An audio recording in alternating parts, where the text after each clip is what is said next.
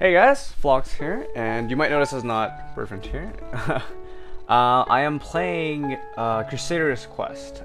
This game was ported over from Korea? I believe it was the Korean version. Yeah, it should be. The Korean version was the first one out, as most games do come from Korea and Japan tend to. So it's imported to English and thus the global audience. And it's a really cutesy game. If you've ever played like MapleStory, this will definitely cater to your the artistic taste at least.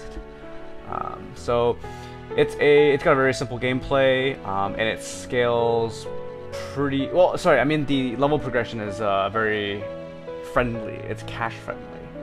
In the sense that you don't have to spend a lot of money on this game if you don't want to. There is a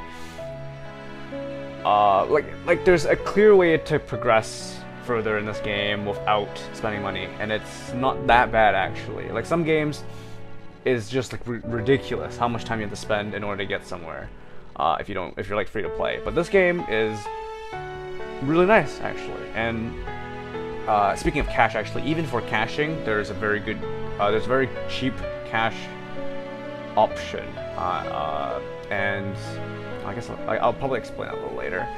But yeah, here is I've go through some features for you. I was browsing through town. Now I'm browsing through my heroes. Heroes are essentially like your characters. You have to, by the way, you have to bring 3 to every dungeon or PvP fight or co-op play. Well, whatever. You need to have 3 in your party in order to play. So yeah, you can collect just about like 95% of the units in the game without having to spend money. Some of them are unlocked by special methods, like the legendaries are all unique ways of obtaining them. You have to clear a specific unique dungeon, and they come out. I actually don't know what the schedule is for these dungeons. I assume they come out irregularly, maybe once a month. But yeah, everything else is so the way the system works is every single 1 to 3 star is kind of like unique on its own. When you evolve like a 1 star to a 2 star, you get a random 2 star. And then when you go 2 star to 3 star, you also get a random 3 star. When you go to 3 to 4, it's the same thing. But from 4 star onwards, it's a set unit. Like you'll say you get like a certain hero, a certain warrior, for instance, at 4 star. Once you evolve from 3 star to 4 star, it will be like from 3 star it'll be like a totally different unit, and then 4 star will be like this warrior, for instance, that we're talking about. When you evolve to 5 star, this warrior gets upgraded. So in terms of like end game and like uniqueness, you just want to look up 4 stars and up, more or less. I'll probably expand in another video. Here I'm going through some PvP. There is PvP in this game. It is not as simple as Rift Frontier, I guess, because Rift Frontier you literally just watch and that's it. This game a little earlier. I was showing you some options you can buy to buy advantages for you to get an edge on your opponent. But otherwise, it is an automated computer playing the other team.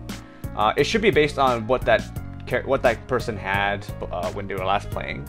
So if they were playing like a regular quest, it will have saved that particular team for their PvP. So, because sometimes I see like 1 star and 2 stars. There's no way people would have that for arena. So, yeah. So there's some advantages you can get, like your blocks spawn 20% faster. You start off with 2 extra blocks. Everybody starts with a little more SP. I'll explain that sometime later. Yeah, and there's rankings. The higher you get, the better the reward you get at the end of the week.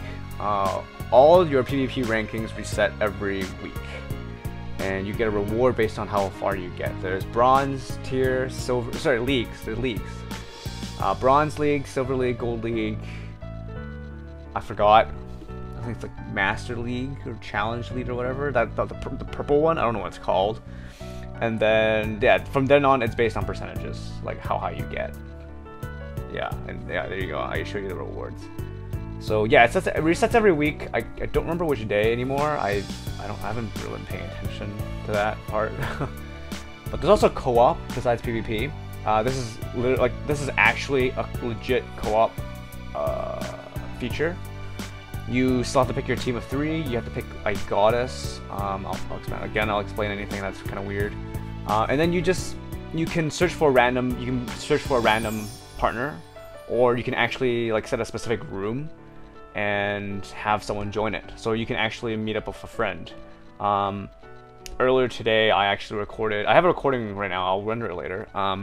Where Poily and I don't know if you remember. I don't know if you guys still remember Poily is. We've done some Brave Frontier rare summons before together with Hubs. I actually played with him, and we beat the raid boss level 2. And yeah, I mean you can play with one other person. It is 2-person co-op, and that's a thing. And the raid boss, or sorry, world boss, is actually relatively difficult if you don't have 6-star units or something, or you don't have a friend to carry you.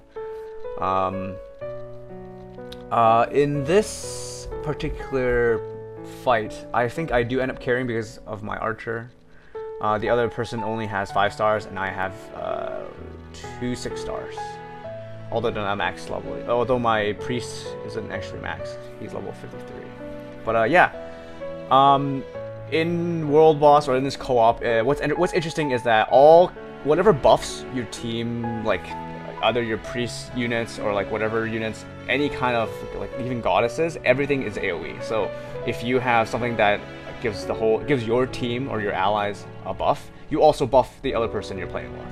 So in this case, maybe earlier you saw like these golden shields. That's from my shaman. He gives everyone a defense and resistance buff. Yeah, like that. You don't see just 3 bubbles, you see 6 bubbles. So I'm actually I'm buffing everyone, including the other guy. I'm playing with a stranger right now, I don't know who he is. But yeah, I mean, and then we beat this boss.